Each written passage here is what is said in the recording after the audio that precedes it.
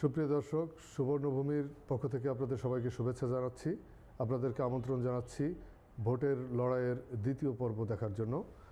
আজ আমরা কথা বলবো যশোরের ১ নম্বর আসন, যেটি যশোর ১ শার্শা আসন নিয়ে। এই আসনের ভোটের চিত্র, ভোটের সামগ্রিক অবস্থা, এখানকার প্রতিদ্বন্দ্বীদের অবস্থা, ভোটার সমর্থক গোষ্ঠী এবং সাধারণ মানুষের অবস্থা, কোনো ধরনের অপ্রীতিকর ঘটনা এখানে ঘটছে কিনা সে বিষয়গুলো নিয়ে কথা বলার চেষ্টা করব। আমাদের সাথে আজ স্টুডিওতে উপস্থিত আছেন আপনাদের পরিচিত মুখ, যশোরের বিশিষ্ট সংবাদকর্মী, আমার প্রিয় সহকর্মী জনাব সরোয়ার হোসেন। সরোয়ার হোসেন, আপনাকে স্বাগতম। আপনাকে ধন্যবাদ এবং সুবর্ণভূমির অগণিত পাঠক, দর্শক, শ্রোতা যারা এই অনুষ্ঠান দেখছেন তাদের সবাইকে ধন্যবাদ।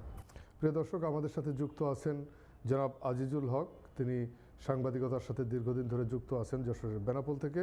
সংবাদকর্মী আজিজুল হক, আপনাকে সুবর্ণভূমি স্টুডিওতে স্বাগত। এবং সুবর্ণভূমিকেও ধন্যবাদ জানাচ্ছি যে আসলে শাসার নির্বাচনী পরিস্থিতি নিয়ে যে আমাকে কথা বলার সুযোগ দেওয়ার জন্য, এবং যারা শুনছেন আমাদের কথা তাদেরকেও ধন্যবাদ জানাচ্ছি। আমি প্রথমেই জনাব আজিজুল হক, আপনাকে একটু জানিয়ে রাখি, আমার সাথে স্টুডিওতে আছেন সরোয়ার হোসেন, যিনি গতকালই শার্শা অঞ্চলের ভোটের নিউজ কভার করার জন্য গিয়েছিলেন। ফলে ওখানকার চিত্র উনি দেখেছেন, আর আপনি ওখানে বসবাস করছেন এবং আপনার ধারণা নিশ্চয়ই তার থেকে অনেক বেশি। আপনি খুব কাছ থেকে ভোটের লড়াইটি দেখছেন, উপভোগ করছেন। তো আপনার কাছে কি মনে হয় যে এখন শার্শার নির্বাচনী মাঠ, এটি কি এখনো পর্যন্ত শান্ত আছে? উৎসাহ উদ্দীপনা নিয়ে ভোট চলছে, আনন্দমুখর অবস্থা আছে, নাকি কোনো ধরনের ট্রাবল আপনি দেখছেন? ধন্যবাদ আপনাকে।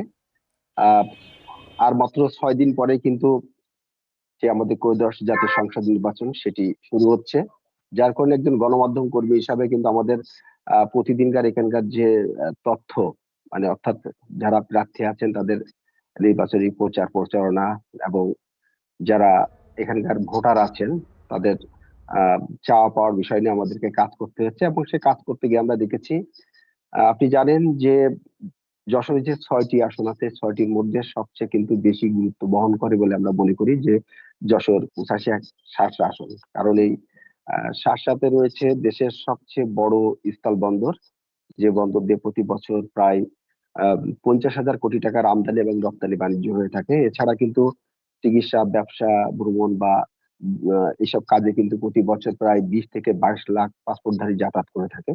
এবং এই ভ্রমণ এবং বাণিজ্য খাতে কিন্তু প্রতি বছরে সরকারের 10,000 কোটি টাকা প্রায় রাজস্ব আসে, যা দেশের অর্থনীতিকে সচল রাখতে কিন্তু বড় ভূমিকা রাখে। তো সেই হিসাবে এখানকার যারা ব্যবসায় আছেন বা এখানকার যারা মানুষ আছেন, তাদের কিন্তু অনেক চাওয়া পাওয়া দীর্ঘদিনের, যে এখানকার আপনি জানেন যে এখানে এই যে স্থল বন্দর হওয়া বা কাস্টম হাউস হওয়াতে কিন্তু দেশের ১ম শ্রেণীর যারা কর্মকর্তা আছেন তারা এখানে তাদের পরিবার পরিজন নিয়ে থাকেন। তো এখানে দীর্ঘদিনের জন্য যেটা এখানকার মানুষ অভাব বোধ করছে সেটি হচ্ছে একটি হাসপাতাল। সেটি কিন্তু আজও কিন্তু একটি হাসপাতাল, এখানে মানসম্পন্ন একটি হাসপাতাল গড়ে ওঠেনি। এখানে একটি ভালো একটু যে শিক্ষা ব্যবস্থা, অর্থাৎ ভালো একটা কিন্তু শিক্ষা প্রতিষ্ঠান এখানে নাই। এছাড়া একটু বিনোদন, তাদের পরিবার বা সাধারণ মানুষ তারা সারাদিন কর্মব্যস্ততা শেষে তাদের পরিবার পরিজনকে নিয়ে একটু বিনোদনের জন্য সময় কাটাবে, সেই বিনোদনের ব্যবস্থাও কিন্তু এই দেশের সবচেয়ে বড় এই স্থলবন্দর এই বেনাপোল এলাকায়, অর্থাৎ শার্শা এলাকায় কিন্তু এগুলো নাই। এবং আচ্ছা, আপনার প্রার্থীরা কি সেই বিষয়টি মনোযোগ দিচ্ছেন? প্রার্থীরা কি মনোযোগ দিচ্ছেন এই বিষয়টাতে? সেক্ষেত্রে এবার দাবি এটা, এবং যারা ভোট প্রার্থনা করতে যাচ্ছেন ভোটারদের কাছে, ভোটাররা কিন্তু প্রার্থীদেরকে এগুলোই বলছেন, যিনি আমাদেরকে ভালো শিক্ষা প্রতিষ্ঠান দিতে পারবেন, একটা হাসপাতাল দিতে পারবেন, মানুষের জীবিকার যে মাধ্যমগুলো অর্থাৎ কর্মসংস্থান তৈরি করতে পারবেন, আমরা তাকে কিন্তু ভোট দিব। মানে সাধারণত যারা ভোটাররা কিন্তু এ ধরনের কথা বলছেন, এবং যারা প্রার্থী আছেন তারাও কিন্তু এ ধরনের প্রত্যাশা বা আশা দিচ্ছেন যে তারা নির্বাচিত হলে এ ধরনের সুযোগ সুবিধা আগামীতে তারা যারা ভোটার আছেন তাদের জন্য তৈরি করে দেবেন। তবে এখানে এখন পর্যন্ত আমরা যদি আইন শৃঙ্খলা পরিস্থিতি আপনার কথা বলি, যে এখনো পর্যন্ত কিন্তু আমরা তেমন কোনো অপ্রীতিকর ঘটনা দেখিনি। আসলে যে 2-4 জন এখানে ক্যান্ডিডেট আছেন, বিশেষ করে বিএনপির ক্যান্ডিডেট আছেন হচ্ছে অর্থাৎ ধানের শীষে যিনি প্রার্থী আছেন নুরুজ্জামান লিটন, তিনি শাসক উপজেলা বিএনপির সাধারণ সম্পাদক, এবং তিনি একজন প্রতিষ্ঠিত একজন ব্যবসায়ী। আহ, উম, উম, এছাড়া আপনি জানেন যে জামাত ইসলামের যিনি প্রার্থী আছেন অর্থাৎ মাওলানা আজিজুর রহমান, তিনি সাবেক জামাত ইসলামের নায়েবে আমির। এছাড়া প্রার্থী আছেন ইসলামী ঐক্যজোট জোটের হচ্ছে বখতিয়ার রহমান। এছাড়া জাতীয় পার্টি রয়েছেন চঞ্চল আহমেদ। তো আমরা মূলত প্রচার প্রচারণা যেটা দেখছি যে এখানে কিন্তু যেটা প্রচার প্রচারণা যাদের বেশি দেখছি সেটা হচ্ছে বিএনপি প্রার্থী এবং জামাত ইসলামের প্রার্থী।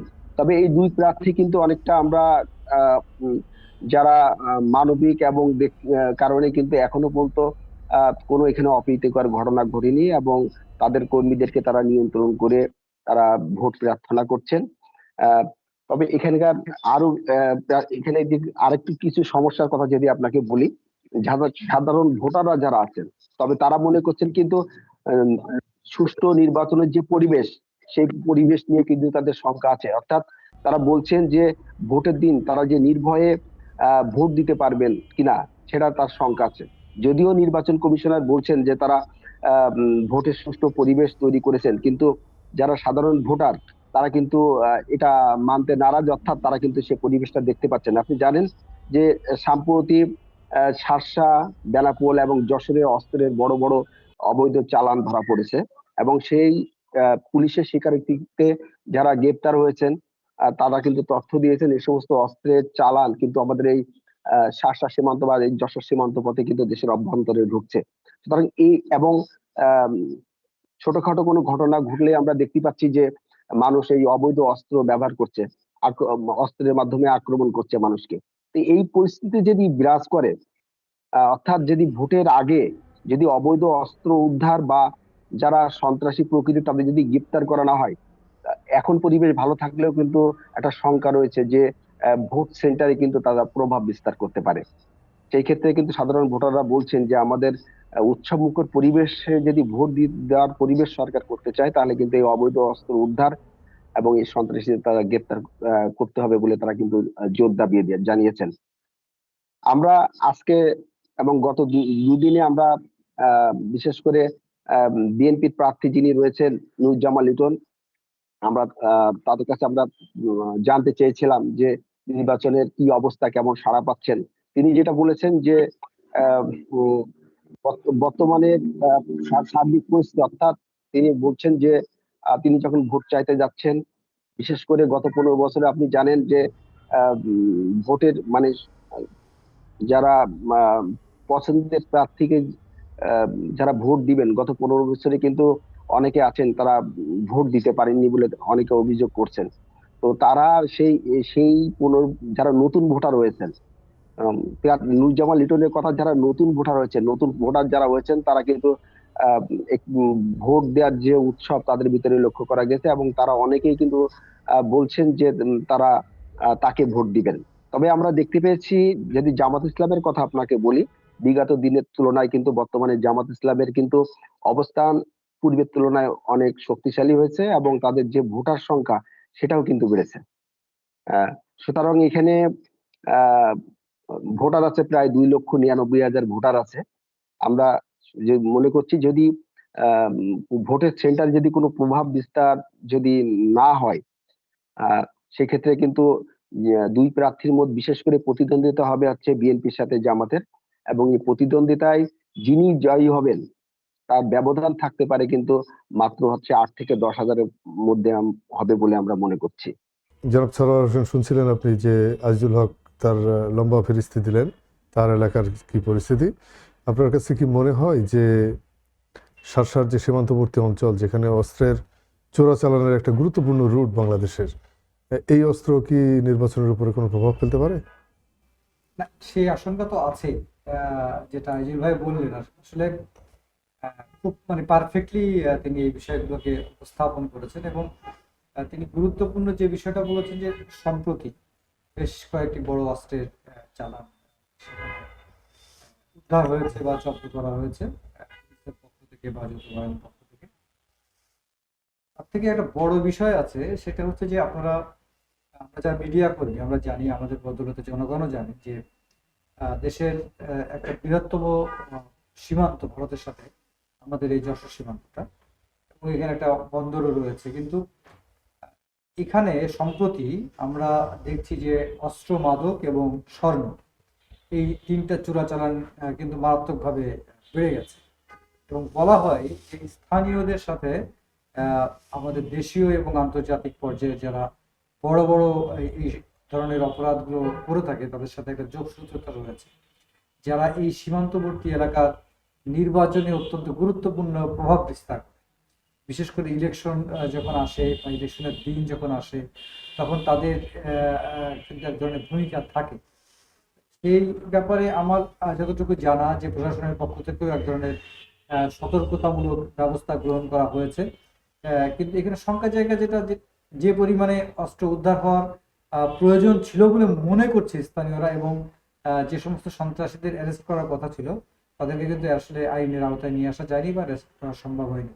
ফলে সেই জায়গা থেকে শঙ্কাটা কিন্তু রয়ে গেছে। তার মানে এ যাবৎ যারা অস্ত্রের কারবারের সাথে যুক্ত, সন্ত্রাসী কার্যক্রমের সাথে যুক্ত, তারা এখনো ধরাছোঁয়ার বাইরে। আপনি জানেন যে ওখানে একেবারে সীমান্তলগ্ন অঞ্চল, ফলে আপনি যে বলবেন যে পুলিশ ব্যর্থ হয়েছে, ব্যাপারটা কিন্তু সেরকম নাও হতে পারে। খুব দ্রুতই, খুব সহজেই সীমান্ত পার হয়ে যাওয়া যায়। হ্যাঁ, কিন্তু এটাও তো ঠিক যে আগের থেকে যে কোনো সময়ের তুলনায় এখন কিন্তু সীমান্ত অনেক বেশি আপনার নিরাপত্তা বেষ্টিত। বিশেষ করে বিডিআর এবং বিএসএফ দুই পক্ষই কিন্তু বিজিবি, আমি বিএসএফ এবং বিজিবি আমাদের দুই পক্ষই তারা কিন্তু মানে সীমান্তের কড়াকড়ি খুব মারাত্মকভাবে করেছে। ফলে এইটা ওই আগের মতো করে হুটহাট করে একটা ঘটনা ঘটে দিয়ে চলে গেলাম, আসা যাচ্ছে না, তারা যাচ্ছে আসছে মানুষ, এই ধরনের তথ্যও কিন্তু আমাদের আছে। কিন্তু হুট করে চলে যাওয়ার সেই অবস্থানটা কিন্তু নাই।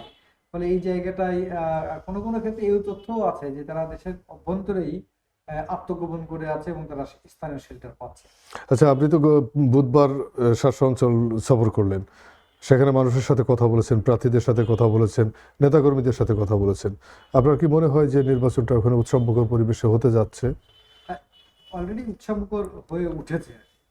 উৎসবমুখর হয়ে উঠেছে যে কথাটা আমাদের আইজুল ভাই, যিনি স্থানীয় সাংবাদিক, তিনি বলছিলেন যে 4 জন প্রার্থী, তার মধ্যে মূল প্রতিদ্বন্দ্বিতায় আসলে 2 জনকেই পাওয়া যাচ্ছে, এবং নির্বাচনের ফলাফলে প্রধান দুই দল সারা দেশেই যে অবস্থা, এখানে ধারণা করা হচ্ছে যে ওই ধরনেরই রেজাল্ট আসতে যাচ্ছে, যে বিএনপির যিনি প্রার্থী আছেন নুরুজ্জামান লিটন এবং জামায়াতে ইসলামের প্রার্থী যিনি মাওলানা আজিজুর রহমান, এই দুজনের মধ্যেই আসলে মূল প্রতিদ্বন্দ্বিতা ওখানে হতে যাচ্ছে। বাকি 2 জনের, আমি গতকালকে সারাদিনই শার্শায় ছিলাম, শার্শার বিভিন্ন অঞ্চল বা বিভিন্ন এলাকা আমি দেখেছি 11টা ইউনিয়ন, এবং আমি 11টা ইউনিয়নে যেতে পারিনি, কিন্তু চেষ্টা করেছি অধিকাংশ ইউনিয়নগুলোতে যাওয়ার, এবং পৌর এলাকায় আমি একটা দীর্ঘ সময় আমি অবস্থান করেছি।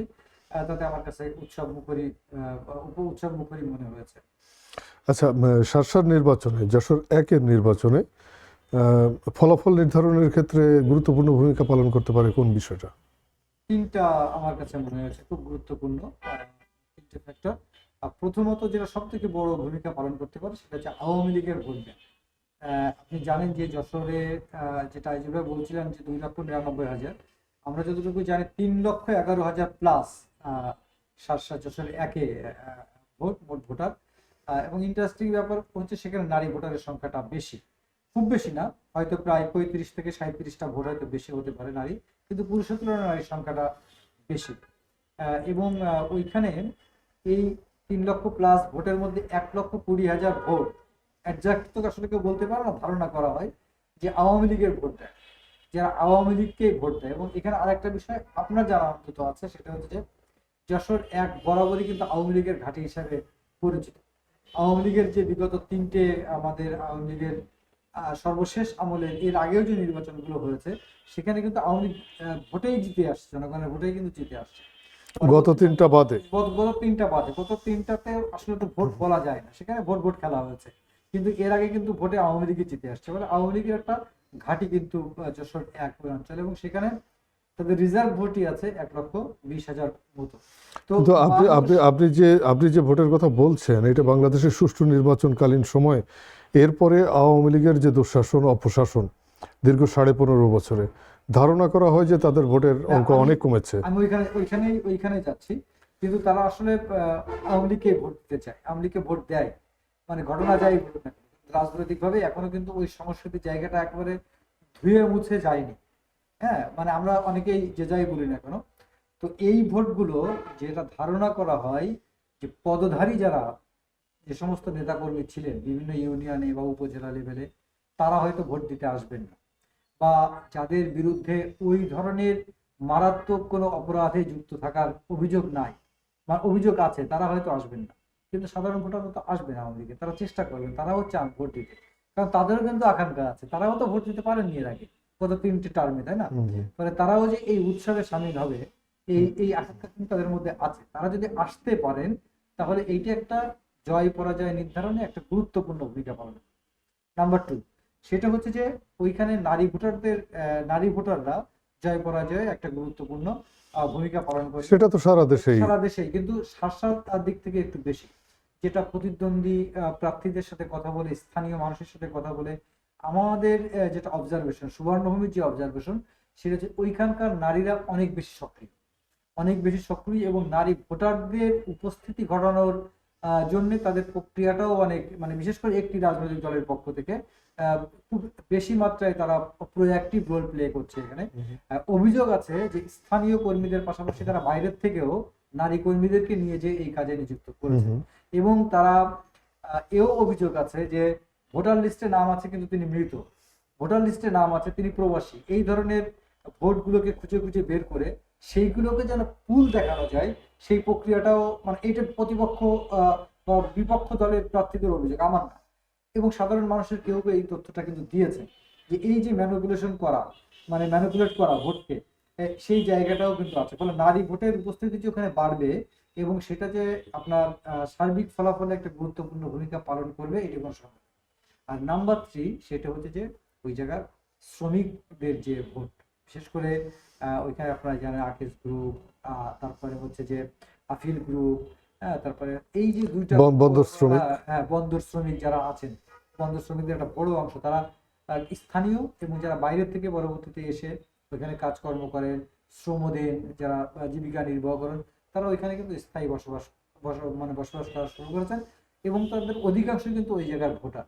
ফলে তাদের একটা ভূমিকা কিন্তু এখানে আছে, এবং আমরা যতটুকু জানি একটা বিশেষ গোষ্ঠী এই গ্রুপটার প্রতি একটা মানে প্রভাব কিন্তু রয়েছে।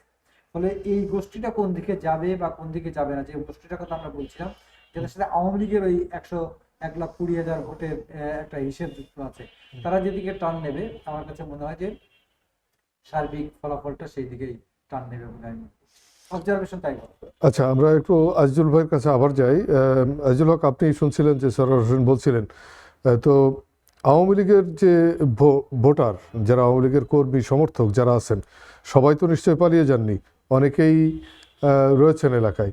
তো তাদের, আপনার কি মনে হয় যে তারা কোনো বিশেষ দলকে এককভাবে ভোট দেবে, নাকি ভোট বিভক্ত হয়ে যাচ্ছে? আচ্ছা, এখানে যেটা আপনি বললেন যে উম, আমাদের আহ, আওয়ামী লীগের কিন্তু এখানে আমরা যদি মোট ভোটের পরিসংখ্যান আপনাদেরকে বলি, যে ভোট 700 উপজেলাতে আছে, 700 উপজেলাতে আছে, সে ভোটের কিন্তু সবচেয়ে বেশি ভোট যদি বলি সেটি কিন্তু আওয়ামী লীগের। তারপরে অবস্থান বিএনপি, তারপরে জামাত, বা তারপরে অন্যান্য দলের। আম, যে 5ই আগস্টের সরকার পরিবর্তনের পর কিন্তু আওয়ামী লীগের যে লোকগুলো এলাকা ছাড়া হয়েছে তাদের সংখ্যা কিন্তু খুবই সীমিত, অর্থাৎ 1%ও কিন্তু এলাকা ছাড়া হয়নি। যদি 1,20,000 ভোট থাকে আওয়ামী লীগের, সর্বোচ্চ ধরে রাখেন যে 1,000 মানুষ এলাকা ছাড়া হয়েছে, কিন্তু 1,19,000 মানুষ তো এলাকায় রয়েছে। এখানে কিন্তু এই মানুষগুলো এবার তারা, তাদের ভোটটা কিন্তু বড় একটা নির্ভর করছে, মানে তাদের ভোট যে পাল্লায় পড়বে, ভোটের যদি পরিবেশ থাকে এবং সবাই যদি ভোট সেন্টারে যায়, এবং তাদের ভোটটা যে পাল্লায় পড়বে সেই প্রার্থীকেও কিন্তু জয় হওয়ার একটা বড় কিন্তু সুযোগ আমরা দেখতে পাচ্ছি। এবং এখানকার আপনি জানেন যে প্রথমে এই আসনে মনোনয়ন দেওয়া হয়েছিল ধানের শীষের মফিকুল হাসান সিদ্দিকীকে, পরে তার মনোনয়ন পরিবর্তন করে হ্যাঁ, এখানে আছে নুরুজ্জামান লিটনকে দেওয়া নুরুজ্জামান হয়েছে। লিটনকে। সেক্ষেত্রে প্রথমে মনোনয়নে যে চেঞ্জ করার কারণে যারা তিপ্তি সাহেবের অনুসারী ছিলেন তারা প্রথমে কিন্তু আমরা দেখতে পেয়েছি এই পরিবর্তন করার পরে কিন্তু তারা কাজ করেননি, অর্থাৎ তারা চুপচাপ ছিলেন, অর্থাৎ লিটন সাহেব তার কাছের মানুষগুলো নিয়ে ভোট প্রচার চালিয়েছেন এবং তিপ্তি সাহেবের লোক কিন্তু তারা চুপচাপ ছিলেন। কিন্তু এখন সম্প্রতি সেই অবস্থা থেকে কিন্তু একটু উত্তরণ হয়েছে, অর্থাৎ তিপ্তি সাহেবের যারা সমর্থক ছিলেন, তিপ্তি সাহেব এখনো পর্যন্ত সক্রিয়ভাবে না আসলেও কিন্তু অন্যান্য যারা আছেন তারা প্রায় সবাই কিন্তু আসছেন এবং ধানের শীষের পক্ষে লিটন সাহেবের সাথে আছেন। তবে আমরা মনে করছি এই যে মনোনয়ন যে পরিবর্তন হয়েছে, পরিবর্তনের পরে তিপ্তি সাহেবের যারা অনুসারী আছেন তারা চলে আসলেও কিন্তু একটা যিনি নেতা তিনি কিন্তু আসলে তার ভোটটাই শুধু দিবেন এটা না, কিন্তু তার হাতে কিন্তু অনেকগুলো Right. ভোট থাকে। সেই ভোটটা অর্গানাইজ করে ভোটের দিন তারা মাঠে নিয়ে যান এবং তাদের সেই প্রার্থীকে দেওয়ার চেষ্টা করেন। সেই অর্গানাইজটা কিন্তু তৃপ্তি সাহেবের যখন মনোনয়ন পেয়েছিলেন তাদের যারা অনুসারী ছিলেন তারা যেভাবে করেছিলেন সেখানে কিন্তু আমরা কিছুটা ঘাটতে দেখতে পাচ্ছি। তবে এই ক্ষেত্রে যারা লিটন সাহেবের লোক আছেন বা একান্তই লোকজন আছেন তারা কিন্তু আমরা দেখতে পাচ্ছি তারা কিন্তু চেষ্টা করছেন যে এই কেউ যদি ভোট দিতে না আসে, যারা এই মনোনয়ন পরিবর্তনের ক্ষেত্রে, সে কিন্তু তারা কিন্তু দেখছি যারা আওয়ামী লীগের সাধারণ ভোটার আছেন আম, তাদের কিন্তু ভোট নানান প্রতিশ্রুতি দিয়ে কিন্তু তাদের ভোটটা নেয়ার জন্য তারা চেষ্টা করছে। শুধু কিন্তু বিএনপি না, আমরা জামাত ইসলামকেও দেখেছি, তারাও মনে করছে যে আওয়ামী লীগের ভোটগুলো যদি আমরা টানতে পারি সেখানে কিন্তু একটা প্লাস, তাদের একটা জয়ের সম্ভাবনা বেশি থাকবে। তারাও কিন্তু নানান প্রতিশ্রুতি দিচ্ছেন, দিয়ে আওয়ামী লীগ যারা ভোটার আছেন তাদের বাড়িতে যাচ্ছেন। তবে আমরা যেটা দেখছি বিএনপি যিনি আছেন তিনি তো বিভিন্ন রকম যে প্রতিশ্রুতি দিচ্ছেন নানান মূলক, এবং তাতে আমরা এখন যেটা এখানে দেখতে পাচ্ছি সেটা হচ্ছে এ, তাদের ভোট কিন্তু অধিকাংশই যারা বিএনপি নেতা তারা বলছেন তাদের পাল্লায় পড়বে, কিন্তু যারা জামাত ইসলামের যারা প্রার্থী তারাও কিন্তু মনে করছেন তাদের উপরে যাবে। এখন আসলে তারা যে শেষ পর্যন্ত তাদের ভোটটি কোন পাল্লায় বেশি দিবেন সেটি কিন্তু এখনো আসলে নিশ্চিত হওয়া যাচ্ছে না। আহ, আমরা প্রথমে যেটি দেখছিলাম যে তাদের আওয়ামী লীগের সাধারণ কর্মীরা ভোট দিতে মাঠে আসবেন, এরকম একটি আভাস পেয়েছিলাম। কিন্তু রিসেন্টলি আপনি জানেন যে তারা আওয়ামী লীগের যারা নেতা বা নেতারা আছেন তারা কিন্তু ফেসবুকে স্ট্যাটাস দিচ্ছেন যে আওয়ামী লীগের অংশগ্রহণ নাই, ভোট কিসের, ভোট সেন্টারে যাবো না, এরকম একটি স্লোগান কিন্তু তারা নো ভোট এরকম একটি স্লোগান দিয়েছেন। সেক্ষেত্রে আসলে আওয়ামী লীগের নেতা কতটুকু তারা সক্রিয়ভাবে আসবেন ভোট সেন্টারে এবং ভোট দিবেন, তবে এটি নির্ভর করছে আওয়ামী লীগের যারা নীতি নির্ধারক আছেন এই আসনের যারা ছিলেন তাদের উপর নির্ভর করছে। আমরা আমরা এটা মনে করছি যে তারা যে নির্দেশনা দিবেন সেভাবে কিন্তু তারা হয়তো তাদের সেই নির্দেশনা অনুযায়ী তারা বেছে নেবেন যে তাদের যেহেতু পছন্দের তাদের আওয়ামী লীগ ভোটে অংশগ্রহণ করছে না, সুতরাং তাদের ভোটটা আসলে তারা কোন পাল্লায় দিবেন বলে মনে করছি আমরা। ধন্যবাদ আপনাকে চমৎকার বিশ্লেষণ করার জন্য। আমরা লাস্টলি সরোয়ার হোসেনের কাছে জানতে চাই যে আপনার কি মনে হয়েছে এলাকা ঘুরে যে আওয়ামী লীগের ভোট এবং ধর্মীয় সংখ্যালঘু যারা সনাতন ধর্মাবলম্বী তাদের ভোট কোন দিকে যাচ্ছে? না, এইটা অলরেডি আইজুল ভাইয়ের বক্তব্যে কিন্তু স্পষ্ট হয়েছে। এখানে সংখ্যালঘু ভোটটা খুব গুরুত্বপূর্ণ ফ্যাক্টর হবে না। মানে হবে না আমি বলছি এই কারণে যে সার্বিক ভোটের ফলাফলে কোনো গুরুত্বপূর্ণ প্রভাব পড়বে না এই কারণে যে বেনাপোলে 22,000 প্লাস, আমি একজাক্ট সংখ্যাটা জানি না, 22,000 প্লাস সংখ্যালঘু ভোটার রয়েছে। সেখানে 3 জন হিজড়া জনগোষ্ঠীর ভোট আছে, আর বাকি সব হচ্ছে সনাতন ধর্মাবলম্বীদের বা অন্য আরেকটা ছোটখাটো মানে ধর্মীয় একটা অনুসারীরা আছে। তো এরা কিন্তু অধিকাংশেরই অবস্থান মানে বসবাস সেটা হচ্ছে যে আপনার বেনাপোল পৌরসভার অধীনে। এখন বেনাপোলবাসীর মানে পৌরসভাবাসীর একটা স্লোগান আছে, ভালো মানে বক্তব্য তারা দিতে পছন্দ করে, যে আলী কদর সাহেব যে বেনাপোল বলে দিয়ে গেছে, অন্যরা সেই বেনাপোল ভেঙে চলে খাচ্ছে। বিএনপি মানে বিএনপির অবস্থাটা এতটাই সংহত সেইখানে, ফলে ওইখানে 10% ভোট বিএনপি পাবে এবং একটা মার্জিন ভোটের ব্যবধানে তারা এগিয়ে থাকে বেনাপোল পৌরসভার বেনাপোল ক্ষেত্রে। পৌরসভায়। স্বাভাবিকভাবেই ওই সংখ্যালঘু ভোটটা ওই হিসেবেই কাউন্ট হবে। ফলে এইটা যে সার্বিক ফলাফলে কোনো প্রভাব বিস্তার করবে এইটা মানে আমার কাছে খুব একটা মনে হয় না। কারণ ওইখানে মানুষের সাথে কথা বলে যেটা বোঝা গেছে যে এই ভোটটা আসলে বিএনপির পক্ষে পড়ার সম্ভাবনা বেশি, কারণ তারা বিএনপিকে রিলাই করে, আমার কাছে ওই জায়গাটা মনে হয়েছে। এবং সার্বিক এই যে 5 আগস্ট পরবর্তী পর্যায়ে বিভিন্ন সময়ে স্থানীয় বিএনপি নেতাকর্মীরা তাদের পাশে যে দাঁড়িয়েছে, তাদেরকে আশ্রয় দেওয়া হয়েছে, তাদের যাতে কোনো সমস্যা না হয় সেই বিষয়গুলো দেখা হয়েছে। এখানে মূলত যে কথাটা বলা হচ্ছে যে এই যে 1,19,000 বা 18,000 আওয়ামী লীগের যে ভোটার, তারা ভোট দিতে যাবেন কি যাবেন না, এইটা হচ্ছে বিষয়। আমার কাছে যেটা মনে হচ্ছে তারা ভোট দিতে যাবে, তারা ভোট দিতে যাবেন। এবং এই ভোট দেওয়ার ক্ষেত্রে যতটা না জামায়াত ইসলামের পক্ষ থেকে আগ্রহ আছে, তার থেকে বেশি আগ্রহ রয়েছে বিএনপির পক্ষ থেকে।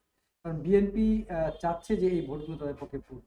তারা স্থানীয় আওয়ামী লীগের নেতাকর্মীদের পাশে যে দাঁড়াচ্ছেন, তাদের সাথে কথা বলতেছেন, তাদেরকে অভয় দিচ্ছেন, যে তারা তার দলীয় সিদ্ধান্তের কথা বলছেন, দলীয় 31 দফার কথা বলছেন, এবং আগামী রাষ্ট্র বাংলাদেশ, আগামী কি মানে বাংলাদেশই হচ্ছে যে আগামী একমাত্র তাদের সবার আগে বাংলাদেশ, সবার আগে বাংলাদেশের স্লোগানটা, এই স্লোগানটা বলছে। এখানে জাত বা ধর্ম বর্ণ নির্বিশেষে তারা একটা অসাম্প্রদায়িক বাংলাদেশ গড়তে চায়। সেই ক্ষেত্রে তারা মনে করতেছে যে গণতান্ত্রিক বাংলাদেশ বিনির্মাণ করতে হলে বিএনপিকে প্রয়োজন, এবং সকল ধর্ম মতের মানুষকে মিলেমিশে থাকতে গেলে বিএনপিকে প্রয়োজন, যেটা জামাতকে তারা দেবে না। তাদের ক্যাম্পেইনের মূল টার্গেটটা হচ্ছে জামাত ইসলাম, যারা 1971-কে তাদের বক্তব্য যে এখনো অস্বীকার করে, তারা দেশের স্বাধীনতাকে, মুক্তিযুদ্ধকে অস্বীকার করে।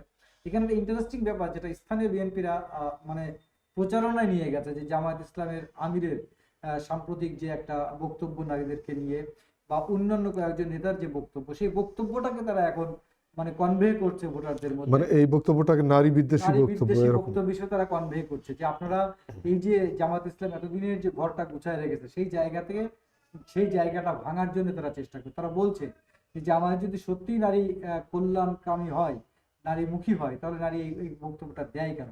কারণ ওইখানে আমি আপনাকে আগেও বলেছি, একটা কর্মজীবী, বৃহৎ কর্মজীবী অংশই হচ্ছে নারী, যারা বিভিন্ন গার্মেন্টস মানে বিভিন্ন সেক্টরে কাজ করে যারা। ফলে তাদেরকে এই যে এবার তারা বোঝাচ্ছে যে এই কথাটা বলেছে, মানে মানে মানে কর্মজীবী মানি নারী মানি হচ্ছে তাদেরকে কুরুচিপূর্ণ ভাবে দেখা, কুরুচিপূর্ণ ভাবে ভাবা, তাদের সম্পর্কে নেগেটিভ চিন্তা ভাবনা করা, এইটাই। আর সেন্টার ধরে ধরে যে কাজগুলো করেছে, সেখানে একটা বড় অভিযোগ বিএনপির পক্ষ থেকে করা হচ্ছে, যে যেটা স্থানীয় প্রশাসন এবং জেলা প্রশাসনের কাছেও তাদের অভিযোগ, তাদের বিরুদ্ধে তাদের অভিযোগ, সেটা হচ্ছে তারা জামায়াতের পক্ষে পক্ষপাতিত্ব করছে। তারা বলতেছেন যে আসলে ঘটনা ঘটছে না, জামাত কোনো অভিযোগ নিয়ে গেলে তাৎক্ষণিকভাবে রিয়াকশন করা হচ্ছে প্রশাসনের পক্ষ থেকে, কিন্তু জামাত একের পর এক নির্বাচনী আচরণবিধি লঙ্ঘন করার পরেও, তারা অভিযোগ দায়ের করার পরেও কোনো গুরুত্ব দেওয়া হচ্ছে না। তাদের একটা বড় অভিযোগ, যেটা ন্যাশনালি হয়েছে, আপনি জানেন, যে ইসলামী ব্যাংক কর্মকর্তাদেরকে প্রিসাইডিং অফিসার এবং সহকারী প্রিসাইডিং অফিসার পদে নিযুক্ত করার যে অভিযোগ, এবং এই প্রতিষ্ঠানটা কোর্ট আনকোর্ট আছে জামাতের ইসলামে, যদি জামাতের এক নেতা একটা কথা বলছে, কিন্তু দেশের মানুষ জানে না, সবাই জানে এটা, সবাই জানে এটা সবাই জামাতের। জানে। সেই জামায়াতের নেতাদেরকে বিভিন্ন কেন্দ্রে প্রিসাইডিং অফিসার এবং পোলিং অফিসার করা হয়েছে। এখানে যিনি প্রার্থী, এটা মানে আমাদের নুরুজ্জামান লিটনের অভিযোগ, যিনি জামায়াত ইসলামের প্রার্থী, তার আপন জামাতা, তার পরিবারের সদস্য এবং নিকট আত্মীয়দেরকে বিভিন্ন কেন্দ্রের প্রিসাইডিং অফিসার, পোলিং অফিসার করা হয়েছে, বা সহকারী প্রিসাইডিং। আচ্ছা, নুরুজ্জামান লিটন কি এটার ব্যাপারে কি রিটার্নিং অফিসারের দ্বারস্থ হয়েছে বা নির্বাচন কমিশনের দ্বারস্থ হয়েছে? মিডিয়ার মাধ্যমে এটাকে উপস্থাপন করেছেন, তিনি সুবর্ণভূমিকেও বলেছেন জানে যাতে এই অভিযোগটাকে উত্থাপন করা হয়। তাহলে এর মধ্য দিয়ে তারা যেটা করছে, জামাত যে রিগিংটা করছে তাদের ভাষায়, যে জাল ভোটটা দিতে চায় বিশেষ করে নারীদেরকে। এখন তো আপনি বুরকাটাকে আপনি বলছি, আমরা বলছি যে এটা ইসলামী শরিয়া অনুযায়ী বুরকাটা পরা নারীদের একটা পোশাক, এইটাকে অপব্যবহার করে জামাত যেটা করতে চায়, তার সংখ্যা যারা মৃত ভোটার, যারা প্রবাসী ভোটার, বা যারা লিগাল ভোটার, তাদের ভোটটাও আগে ভাগে লাইনে দাঁড়ায় যারা পুল করায় দিতে পারে, এই জন্য তারা বাইরের থেকেও নাকি নারী কর্মীদেরকে নিয়ে যাচ্ছে। এই বিষয়গুলোতে সহযোগিতা করবে হচ্ছে এই জামাতপন্থী প্রিসাইডিং অফিসার এবং পুলিং অফিসাররা, যারা এখানে দায়িত্ব পালন করবে। এইটা নুরুজ্জামান লিটনের একদম মানে সুনির্দিষ্ট অভিযোগ, এবং তিনি এই ব্যাপারে উপজেলা যিনি নির্বাচন কর্মকর্তা ইউনো সাহেব এবং জেলা প্রিসাইডিং অফিসার মানে রিটার্নিং অফিসারের তিনি দৃষ্টি আকর্ষণ করেছেন। ফলে এইটা কিন্তু গুরুত্বপূর্ণ একটা অভিযোগ আমরা মনে করছি যে আমরা জানি না বিষয়টা কি হবে। তবে আপনি যে বিষয়টা বলছিলেন যে এই ভোটটা আসবে কি আসবে না, সম্ভবত শেষ হয়ে গেছে। ভোটটা আসবে, ভোটটা আসবে, এই ভোটটা আসবে, এই ভোটটা পুল হবে এবং আমি বিশ্বাস করি এই ভোটটা পুল হবে। কারণ বিএনপি যেটা বলছে যে ভোট এই গণতান্ত্রিক পরিবেশটাকে ফিরিয়ে আনার জন্য, ভোটের অধিকার ফিরিয়ে আনার জন্য বিএনপি নেতা কর্মীরা শহীদ হয়েছেন। একই কথা তো জামাতের ক্ষেত্রেও তাই, জামাতও তো সেই আন্দোলনটা করেছে, বা এনসিপি বা অন্যান্য যারা ছাত্র জনতা ছিল তারাও তো এই ভোটাধিকার প্রয়োগের জন্যই তো তারা এই নির্বাচনটা মানে লড়াইটা করেছে হাসিনা সরকারের বিরুদ্ধে। তাহলে সেই ভোটের পরিবেশ, বিএনপির কথা হচ্ছে সেই ভোটের পরিবেশ ফিরে এসেছে। এখানে কে কোন দল করে সেটা মুখ্য না, যার বিরুদ্ধে অপরাধের সংশ্লিষ্টতার অভিযোগ নেই তিনি সবাই ভোট দেবেন, তারা ভোট কেন্দ্রে যাবেন। দলগতভাবে তো কেউ আইডেন্টিফাই না, সে আওয়ামী লীগ করে, ভোট হয়তো দেয়, মানুষ চেনে, কিন্তু ওইভাবে তো আইডেন্টিফাই না, তাকে তো ওইভাবে তার গণতান্ত্রিক অধিকার থেকে বঞ্চিত করা যায় না। সেই জন্য বিএনপি বলছে তারা ভোট কেন্দ্রে যাক, আমাকে ভোট দেবে এটা আমি বলি না, অন্য প্রতিপক্ষকে দিক বা অন্য পক্ষকে দিক, এটা আমার কোনো আপত্তি নেই, কিন্তু ভোট কেন্দ্রে যাক। এই যে পজিটিভনেস বিএনপির নেতা এবং প্রার্থীদের পক্ষ থেকে, সেটা আমার কাছে মনে হচ্ছে খুব ভালো একটা দিক। থার্ডলি একটা কথা বলে আমি একটু শেষ করবো, সেটা হচ্ছে যে বিএনপি নেতারা নেমেছে, যেটা আইজুল ভাই আশাবাদ ব্যক্ত করেছেন, খোদ প্রার্থী খুব হতাশ। আসলে মফিকুল হাসান তৃপ্তি তিনি অসুস্থতাজনিত কারণে মাঠে নামতে পারেননি, বারবার করে বলছেন। হাসান জহির তিনি দুই একটা প্রোগ্রামে থাকছেন, তিনি বেশিরভাগ প্রোগ্রামে থাকছেন না। খায়রুজ্জামান মধু, তাকেও মাঝে মাঝে দুই একটা প্রোগ্রামে দেখা যাচ্ছে। উটকালের ওইদিকে শামসুর রহমান সাহেবরা যারা যে আপনারা আছেন বা তাদের আত্মীয় স্বজন যারা আছে, যে সমস্ত জায়গাটা হচ্ছে যে বিএনপির প্রভাব বলা হয় বাগাসরা, যদিও সেটা হচ্ছে যে জামায়াত ইসলাম প্রার্থীর নিজস্ব বাড়ির ওইখানে, তারপরেও যেহেতু মফিকুল হাসান তৃপ্তি বিএনপির কেন্দ্রীয় নেতা, তার একটা অবস্থান আছে, কাইবাতে একটা অবস্থান আছে, তার পুটখালিতে অবস্থান আছে। এই নেতাগুলোকে আসলে বিএনপির নেতা কর্মীরা কিন্তু তাদেরকে পাচ্ছেন না, তারা বলছেন যা আমরা পাচ্ছি সেটাকে স্টেজ শো। ফলে এই স্টেজ শো দিয়ে নির্বাচনী পার করা যাবে না। একটি আসার কথা সেটি হচ্ছে যে আমি যেটা অবজারভেশনে দেখেছি, টোটাল 11টা ইউনিয়ন এবং একটা পৌরসভা বিএনপি একদম তৃণমূলের কর্মীরা একাট্টা করে। তারা একটা কথা বলেছেন যে ভোটের পরে কোন নেতার এরিয়ায় কোন কেন্দ্র কতটা ভোট পাওয়ার কথা ছিল আর কতটা ভোট পাওয়া গেছে, সেই হিসাবে এই সমস্ত নেতাদেরকে দিতে হবে, তারপরে এখানে রাজনীতি করতে হবে। ফলে ওই জায়গার নির্বাচনটা খুবই জমজমাট আমার কাছে মনে হয়েছে, এই সার্বিক পরিবেশটি খুবই জমজমাট। ধন্যবাদ সরোয়ার হোসেন, ধন্যবাদ আজিজুল হক। আপনারা শুনছিলেন যশোর 1 আসনের নির্বাচনের সর্বশেষ পরিস্থিতির উপরে বিশ্লেষণ। সবাই ভালো থাকবেন, শুভরাত্রি। আগামীকাল আবার দেখা হবে একই সময়। আসসালামু আলাইকুম।